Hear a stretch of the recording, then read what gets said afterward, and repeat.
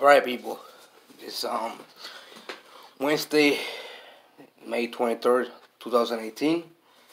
So I'm making this video to give you guys an update on the work that I've been doing for the past many months.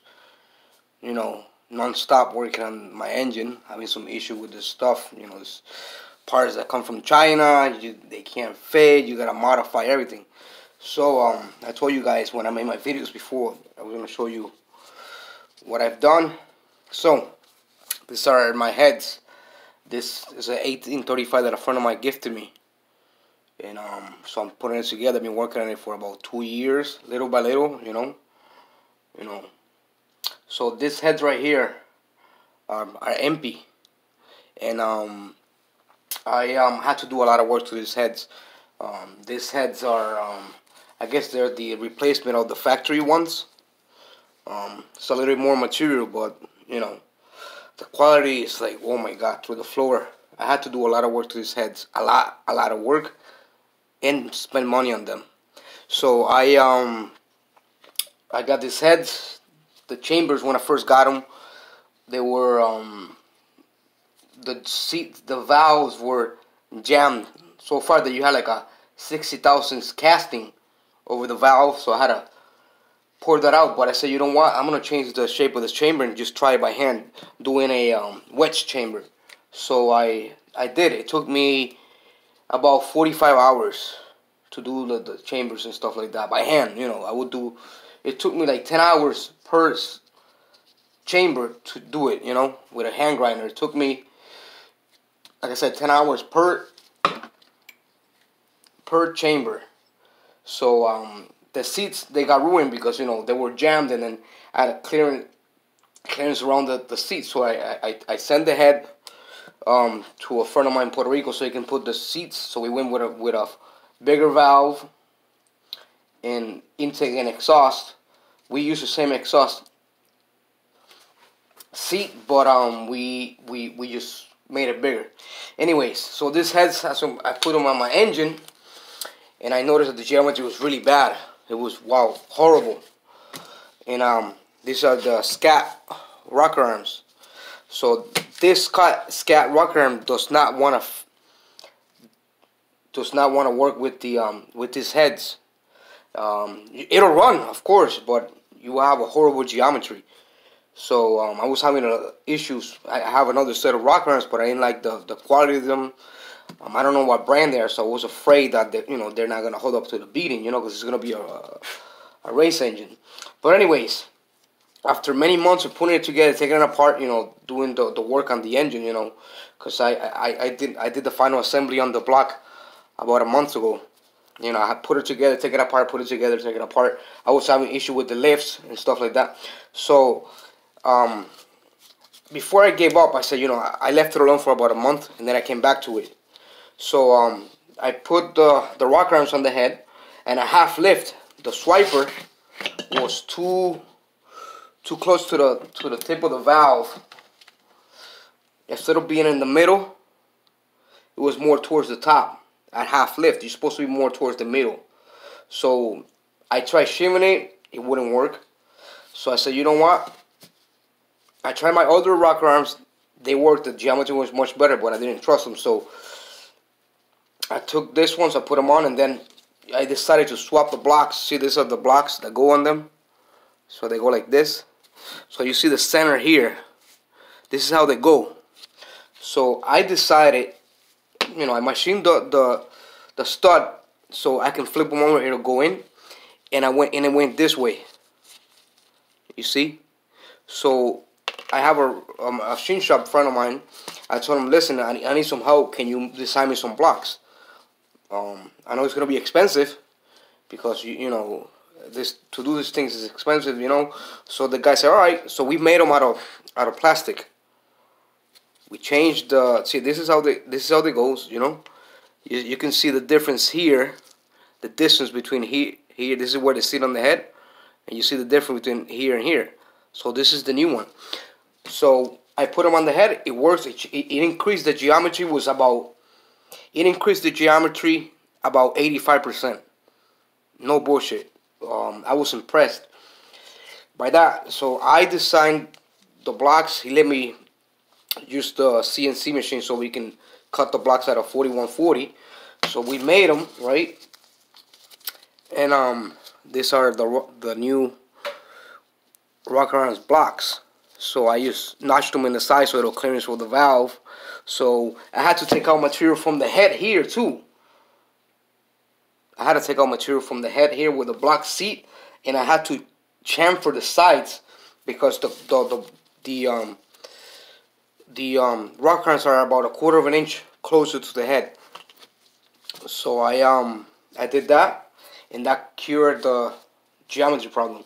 Then I noticed, this is a brand new set of head, that the install height, spring install height, is not correct. It's way off. It's supposed to be 1 inch 550 around there. You know, because it's an aftermarket head. It's not stock. So this one had like a 1 inch 400 something. So I noticed that you know, it looked fine. I took it to, I spin it on the engine to see how the spring is going, so I didn't see no issue. But since I'm picky like that, and you know, when I like to, you know, ask questions and, you know, do things the right way, because, you know, I don't want to fail on, especially on this engine. So I checked. I put the heads on a vise, and then I took it to the cycle, and I noticed that this has about 500 lift.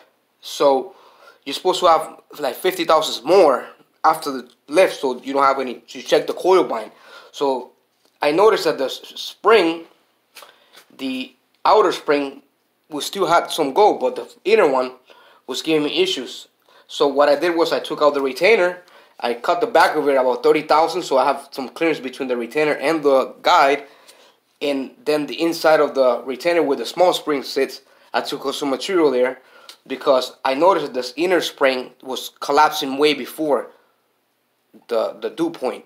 So I had to machine that, and now I'm able to fit a filler gauge when it's at full lift.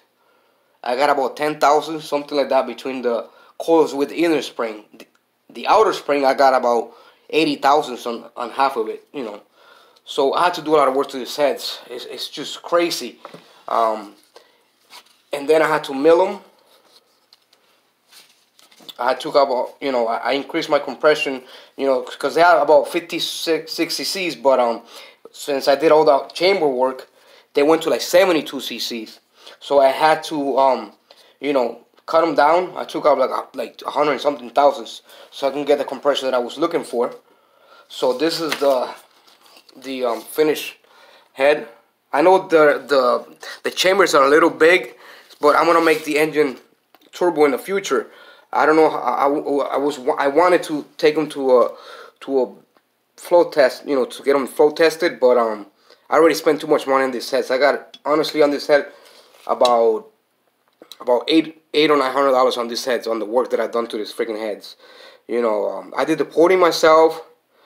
I did the port and polishing, fixing the geometry, all that stuff. The only thing I didn't do, because at that time, I didn't have access to a machine so I could do the seats.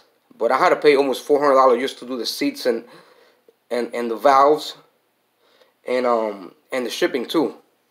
So hopefully, you know, if I decide by before the end of the month, I'll take it to a shop to get them flow tested. I don't know how good they're gonna flow. Maybe they'll flow better for a turbo engine than a street motor. I mean, excuse me, naturally aspirated. But here's the head. You know, the chambers are a little bit big. I got about 53 cc, something like that. But yeah, and the ports, I wanted to go deep port, but this head did not have enough material on them to so this is, well, this is the intake side. You know, I left them oval, you know, round. You know, I wanted a deep port, but there was not enough material. Plus, the guy had to charge me like $100 just to weld this, and it's like, you know what? No, you know, I incorporated the same design, well, on the intake and exhaust ports that I did on my 1776, which, you know, the engine's making 140 horsepower to the wheels with with those heads. But the only thing is the other heads have a little more meat. They're the 044. These are the MP aftermarket heads. So anyways, I want to tell you guys, you know, when you guys buy stuff, you know, new stuff, don't let it hang for a while when you buy it, because if you have some issues with them, they don't want to give you your money back. They always want to give you excuses. And, you know, I'm making this video so people can know, and most of you know that the quality of the parts is just junk. Anything made after 2006 is just trash. And you know, and then we, the people that are building the engines, you know, are the one that are getting screwed. You know, we have to spend money on the heads plus more to do, you know, more work, you know, because right out of the box, 80% of the parts do not fit. You gotta modify. So these heads have a lot of work. They got about 150 hours worth of work on these heads. A lot of work. So hopefully the engine will perform good, you know. And I'll make you a video of the engine when I get it running. I'm gonna do the braking on it. So always check stuff, you know. The issue that I always have is the heads. Heads is the most problems that I have. So here is this tool right here. I borrowed it from a machine shop. The guy did not want to let me borrow it. He doesn't like letting people borrow tools. But I told him, you can trust me, you know. He gave me the opportunity for you to trust me. So I gave him some money and I gave him some collateral. I gave him a bore gauge that was like $300. So he can let me borrow this, you know. So I'm happy because with this I was able to find out the spring pressure, stuff like that. But always check stuff. Always check stuff. Don't put things together without knowing what you get into. You know, engine building is not easy. I've been doing it for a little while, and I've been through hell and back. But anyways, here's my heads. Hopefully in a few weeks I'll have the engine finally assembled, because I gotta do some stuff to the cylinder pins that go under the cylinders, because it does not want to fit. So I gotta modify that. But anyways, here is the heads, the rock arms. You know, I said that I was gonna show you how I fixed it, because I didn't want nobody to know anything until I was done, because, you know, I want to show you guys me succeeding, not failing. You know, I hate failing. You know, I hate giving up. I hate giving up, you know. But anyways, take care. And oh, another thing, on Father's Day, any of you guys going to be at the Litchfield Bugging in Connecticut? I think it's Harwinton, Connecticut, or Torrington, I don't know. If you're going to be there, I'm going to be there, God willing, with my cars and parts. I'm going to have a lot of parts for sale, because I bought a bunch of parts new, and I need to get rid of them to make some money, because it's just crazy, man. All this money on these engines, you know. But anyways, take care and peace.